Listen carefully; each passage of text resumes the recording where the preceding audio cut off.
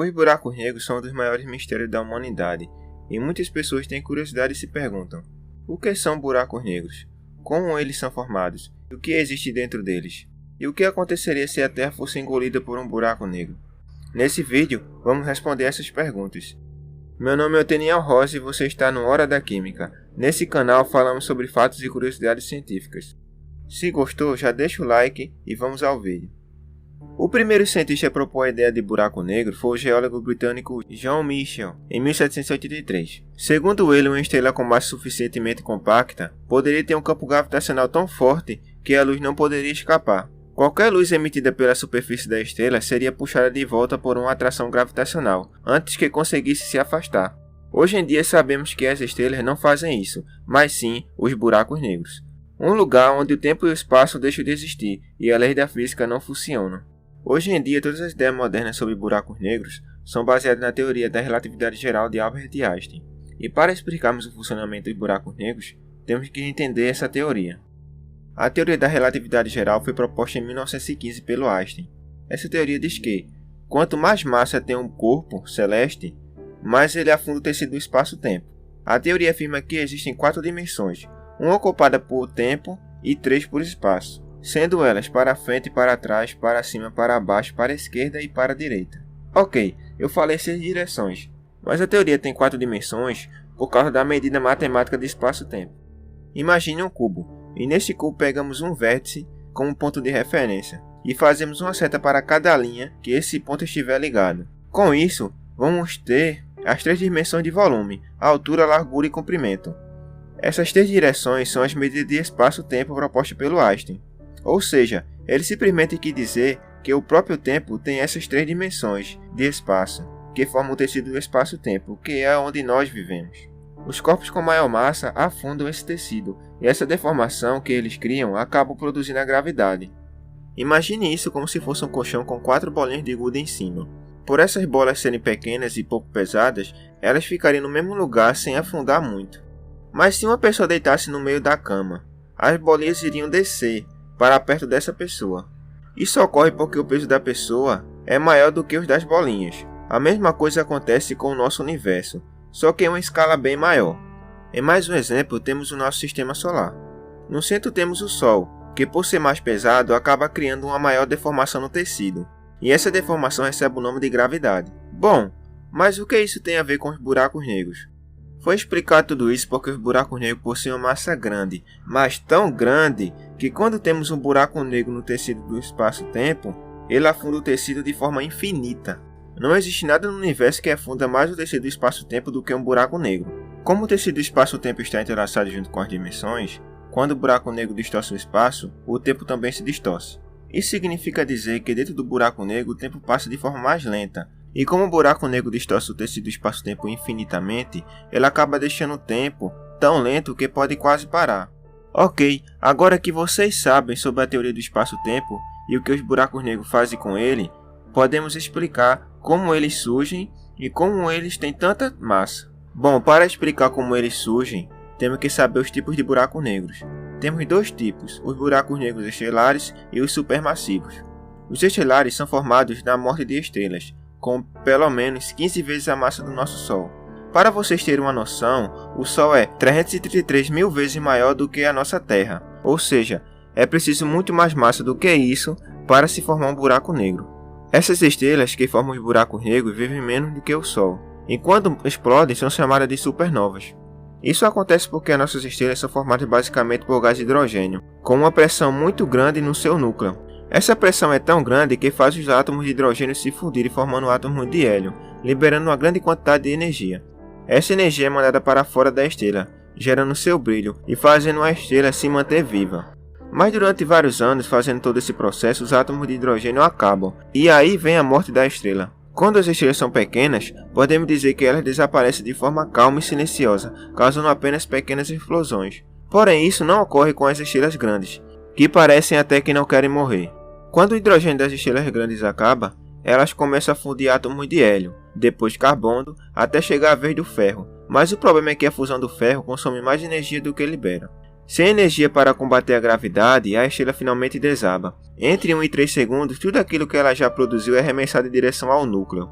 bate e é jogado para todo lado, a 29.979 km por segundo, aproximadamente. Isso é basicamente 10% da velocidade da luz. Essa explosão é a mais violenta que a natureza é capaz de produzir. Todos os átomos que você consome, bebe e respira foram entregues ao universo dessa forma. Eu espero que vocês pensem bastante nisso. Quando a estrela morre, ela morre para dentro. Imagine isso como se fosse um prédio implodindo, só que em grande escala. Quando a supernova ocorre, ela comprime o máximo de massa que pode, em um único ponto no tecido do espaço-tempo, gerando o buraco negro estelar. Agora, vamos falar dos buracos negros supermassivos. E bom, eles possuem um maior mistério do que os estelares. Isso porque não sabemos ao certo como eles nascem, nem quanto tempo demora para ativá-los, mas sabemos que eles emitem raio-x. Isso significa que eles estão ativamente ingerindo matéria. Esses buracos negros supermassivos ficam geralmente no centro de galáxias, como por exemplo o Sagitário A, que fica no centro da Via Láctea, que é a galáxia onde nós estamos. Esse buraco negro fica a 25 mil anos-luz de nós, e possui um diâmetro de 44 milhões de quilômetros. Há quem diga que os buracos negros supermassivos são o resultado da fusão de outros buracos negros, e também dizem que eles são os restos de outros universos existentes antes do Big Bang.